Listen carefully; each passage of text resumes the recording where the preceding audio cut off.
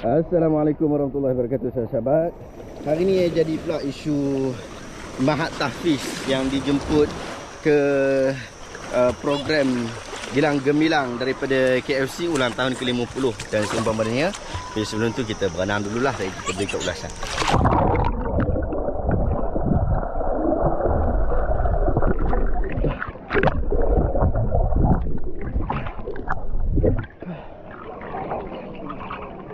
Tahu sahabat, isu ni sebenarnya dia sama macam isu dolar sebelum ni. Isu dolar hari tu waktu program Hari Raya, dia ada jemput, bukan dia yang jemput, bukan dolar yang jemput. Yang jemput tu penganjur jugalah. Dia jemput satu Mahat Tahfiz, dan orang budak-budak Mahat Tahfiz ni hadir. Dan akhirnya ada majlis nyanyian daripada dolar lah. Dia ada gelek-gelek sikit lah. Ada ustaz-ustaz marah, Yusaid pun ada marah dan sebagainya lah. Dan isu tu kita dah react sebelum ni, dan kita angkat isu ni juga kepada Mahat Tahfiz. Dengan maksud mudir Mahat Tahfiz yang menjaga, yang menjadi orang yang bertanggungjawab terhadap Mahat Tahfiz, mereka patut melihat terlebih dahulu jemputan-jemputan sebelum mereka nak setuju nak bagi anak-anak tahfiz ikut. Tapi kadang-kadang sahabat-sahabat, secara praktikalnya isu ni kadang-kadang ia melibatkan kepada isu teknikal. Anak-anak tahfiz, budak-budak tahfiz, ustaz-ustaz Mahat Tahfiz ni, dia orang terima jemputan. Kalau macam contoh KFC, pasal apa dia orang minta dia orang terima jemputan berkenaan? Perkara yang paling utama adalah disebabkan boleh makan KFC. Makan makanan percuma. Budak-budak lagilah suka makan KFC. Jadi bila ada jemputan daripada KFC, dia orang fikir untuk boleh makan sebanyak-banyaknya. Jadi untuk budak-budak tu, saya ingat kita tak perlu nak condemn lebih. Apatah lagi mereka ni pun bukan golongan berkemampuan. Setahu saya budak-budak yang hadir itu adalah daripada kalangan pelarian Rohingya, saudara-saudara kita yang menumpang nasib di negara kita. Dan anak-anak mereka itu belajar di Mahat Tahfiz, setahu saya di TTDI ataupun di Shah Alam, seumpama dengannya lah kan. Dia orang belajar. Jadi dia orang nak apa? Dia orang nak makan KFC. Jadi dia orang, kita condemn dia orang tak apa-apa patut. Demikian juga ustaz-ustaz, mungkin dia orang tak tahu atur cara berkenaan, lalu mereka menerima jemputan itu tanpa mereka mengetahui atur cara berkenaan. Kalau yang jemput itu adalah pihak KFC, yang mereka fikir adalah boleh makan KFC yang banyak. Tetapi ini adalah isu sensitiviti yang melibatkan juga penganjuran, pihak penganjur juga terlibat. Kalau nak kata pihak kerajaan terlibat dalam isu ni, setahu saya pihak PMX hadir sebagai salah seorang daripada Perdana Menteri. Dia sebagai seorang Perdana Menteri dan dia memberikan sokongan terhadap isu ekonomi yang telah dilakukan ataupun dibantu oleh pihak KFC. Tetapi saya juga fikir pihak PMX ataupun pihak kerajaan, tak kira lah sekarang PMX, nanti PM selepas ini juga, perlu pastikan protokol-protokol yang bersesuaian dengan adab dan tata susila kemelayuan dan juga kemalaysiaan kita ni. Kalau program-program menari, tari menari, budak-budak hancur macam tu, tak payahlah kita sertai. Demikian juga kalau ada unit protokol berkenaan, unit protokol tu pastikan dulu agenda-agenda majlis itu tidak ada hal berkenaan, kerana cukup tidak bagus untuk seorang Perdana Menteri menghadiri program-program berkenaan. Bahkan kalau nak kata salah sepenuhnya, setahu saya PMX juga ketika in the middle of the program, dia balik dengan isteri dia. Dia keluar daripada program berkenaan. Kita tak tahu sebab apa. Mungkin dia tak selesa. Boleh jadi dia tak selesa dengan program itu, ataupun boleh jadi juga disebabkan dia ada program-program yang lain. Dan menariknya kali ini, Dr. Naim, yang kita kenal sebagai Menteri Agama, dia telah memberikan kenyataan terhadap hal ini yang kita tak boleh untuk ketepikan kenyataan beliau. Kerana kenyataan beliau penting untuk mewakili isu agama yang dipergunakan oleh sebahagian orang sekarang ini, apatah lagi sekarang dalam tempoh pilihan raya. Apa yang disebutkan oleh Dr. Naim, jom kita dengar sama-sama. Bismillahirrahmanirrahim. Assalamualaikum warahmatullahi taala wabarakatuh. Saudara dan saudari yang saya kasih sekalian, ramai yang menantikan kenyataan saya berkenaan Capchi Music Festival.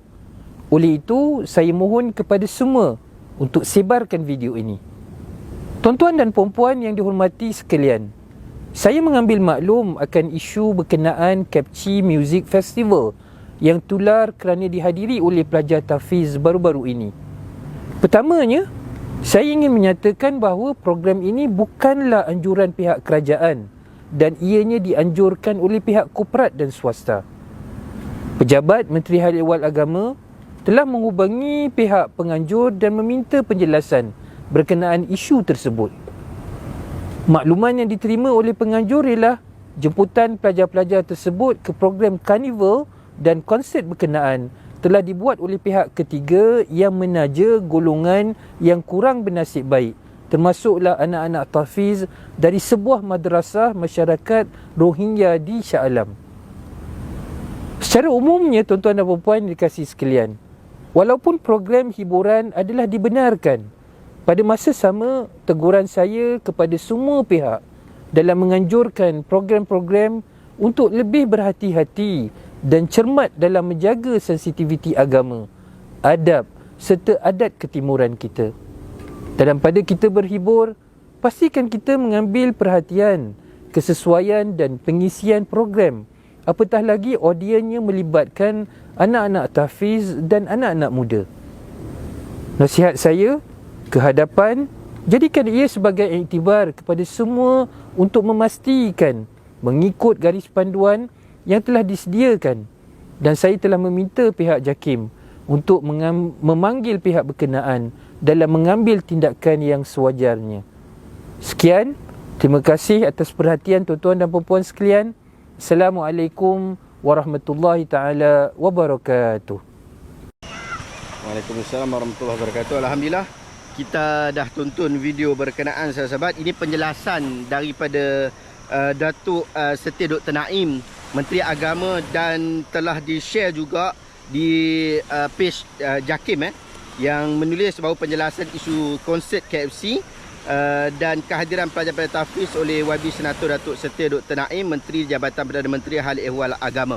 Dan ini cukup-cukup penting untuk kita tahu dan kita perhatikan. Jangan dijadikan isu ini sebagai isu politik yang akhirnya ia menjadi sumber-sumber fitnah kepada orang ramai.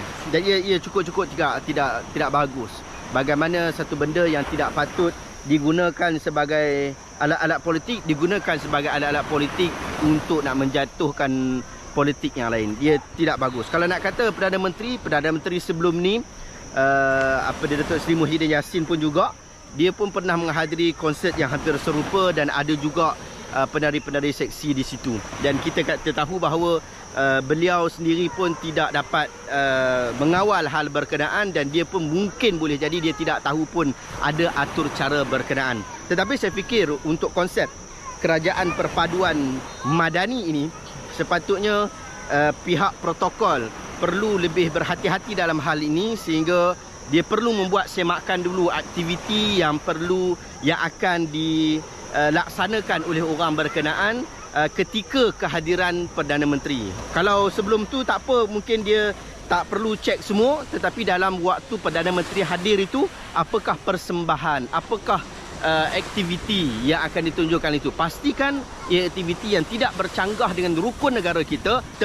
Perlu terjaga dalam hal berkenaan, menunjukkan bahawa kerajaan kita adalah kerajaan Malaysia Madani. Patut wujud hal berkenaan, tidak melampau, tidak hedonisme dan seumpama dengannya. Akhirnya kita menjadi contoh yang terbaik sehingga masyarakat kita juga merasa bahawa inilah Malaysia yang kita idam-idamkan. Sahabat-sahabat, terima kasih banyak kerana anda menonton. Saya nak cadangkan kepada anda satu buku yang cukup menarik, Kerana Lidah Tidak Bertulang. Buku ini buku yang akan memberikan makluman kepada kita, memberikan ilmu kepada kita, upgrade kepada kita tentang hal berkaitan tentang menjaga lidah kita. Jangan kita cepat-cepat sangat bagi tahu kepada orang, sebar kepada orang tanpa kita mengetahui tentang sesuatu perkara itu dengan mendalam. Nabi SAW sebut dalam satu hadis riwayat Muslim, kafa bil mar'i kadhiban an yuhadditha bi kulli ma sami'. Cukuplah seseorang itu dianggap sebagai pembohong sekiranya dia ni sebarkan semua benda yang dia dengar. Hati-hati sahabat-sahabat dalam surah Al-Isra ayat 36 Allah Taala sebut wala taqfu ma laysa laka bihi 'ilm innas sam'a wal basara wal fuad kullu ulaika kana anhu mas'ulah. Jangan kamu sebut perkara yang kamu tidak ada ilmu berkaitan tentangnya.